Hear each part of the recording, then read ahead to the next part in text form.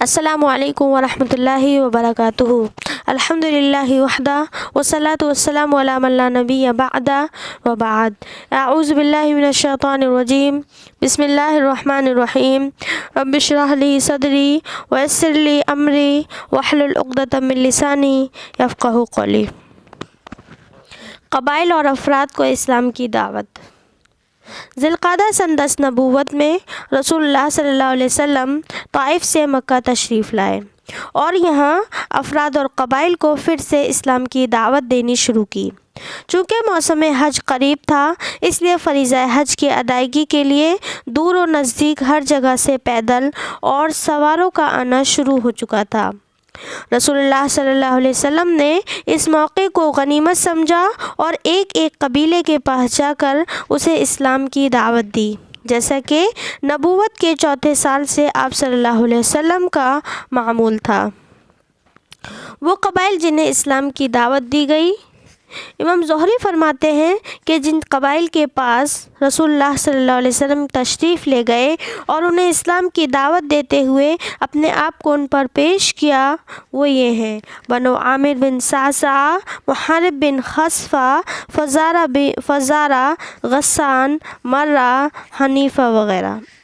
لیکن ان میں سے کسی نے بھی اسلام قبول نہ کیا۔ واضح رہے کہ امام زہری کے ذکر کردہ ان سارے قبائل پر ایک ہی سال یا ایک ہی موسم حج میں اسلام پیش نہیں کیا گیا تھا، بلکہ نبوت کے چوتھے سال سے ہجرت سے پہلے کے آخری موسم حج تک 10 سالہ مدت کے دوران پیش کیا گیا تھا۔ ابن اسحاق نے بعض قبائل پر اسلام کی پیشی اور ان کے جواب کی کیفیت بھی ذکر کی ہے۔ بنو کلب، نبی کریم صلی اللہ علیہ وسلم اس قبیلے کی ایک شاخ بنو عبداللہ کے پاس تشریف لے گئے، انہیں اللہ کی طرف بلایا اور اپنے آپ کو ان پر پیش کیا۔ باتوں باتوں میں یہ بھی فرمایا کہ اے بنو عبداللہ، اللہ نے تمہارے جد اعلیٰ کا نام بہت اچھا رکھا تھا، لیکن اس قبیلے نے آپ کی دعوت قبول نہ کی۔ اسی طرح بنو حنیفہ، آپ صلی اللہ علیہ وسلم ان کے ڈیرے پر تشریف لے گئے، انہیں اللہ کی طرف بلایا اور اپنے آپ کو ان پر پیش کیا، لیکن ان کے جیسا برا جواب اہل عرب میں سے کسی نے بھی نہ دیا۔ اسی طرح عامر بن صعصعہ، انہیں بھی آپ صلی اللہ علیہ وسلم نے اللہ کی طرف دعوت دی اور اپنے آپ کو ان پر پیش کیا۔ جواب میں ان کے ایک آدمی بحیرہ بن فراس نے کہا: اللہ کی قسم، اگر میں قریش کے اس جوان کو لے لوں تو اس کے ذریعے پورے عرب کو کھا جاؤں گا۔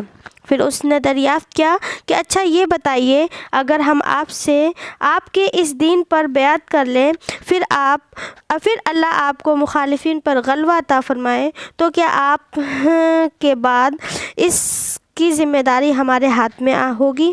آپ صلی اللہ علیہ وسلم نے فرمایا: ذمہ داری تو اللہ کے ہاتھ میں ہے، وہ جہاں چاہے گا رکھے گا۔ اس پر اس شخص نے کہا: خوب، آپ صلی اللہ علیہ وسلم کی حفاظت میں تو ہمارا سینہ اہل عرب کے نشانے پر رہے، لیکن جب اللہ آپ صلی اللہ علیہ وسلم کو غلبہ عطا فرمائے تو زمام یعنی کام کی ذمہ داری کسی اور کے ہاتھ میں ہو۔ ہمیں آپ صلی اللہ علیہ وسلم کی دین کی ضرورت نہیں، غرض انہوں نے انکار کر دیا۔ اس کے بعد جب قبیلہ بنو عامر اپنے علاقے میں واپس گیا تو اپنے ایک بوڑھے آدمی کو، جو بڑھاپے کے باعث حج میں شریک نہ ہو سکا تھا، سارا ماجرا سنایا اور بتایا کہ ہمارے پاس قبیلہ قریش کے خاندان بنو عبد المطلب کا ایک جوان آیا تھا جس کا خیال تھا کہ وہ نبی ہے، اس نے ہمیں دعوت دی، ہم اس کی حفاظت کریں، اس کا ساتھ دیں اور اپنے علاقے میں لے آئیں۔ یہ سن کر اس بڈھے نے دونوں ہاتھوں سے سر تھام لیا اور بولا: اے بنو عامر، کیا اب اس کی تلافی کا کوئی راستہ ہے؟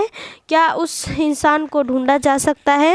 اس ذات کی قسم جس کے ہاتھ میں فلاں کی جان ہے، کسی اسماعیلی نے کبھی اس نبوت کا جھوٹا دعویٰ نہیں کیا، یہ یقیناً حق ہے، آخر تمہاری عقل کہاں چلی گئی تھی؟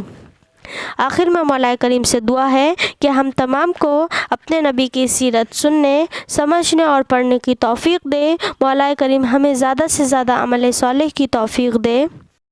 جب تک رکھ دین اسلام پر قائم رکھ، جب خاتمہ ہو تو ایمان پر۔ آمین ثم آمین۔ السلام علیکم ورحمۃ اللہ وبرکاتہ۔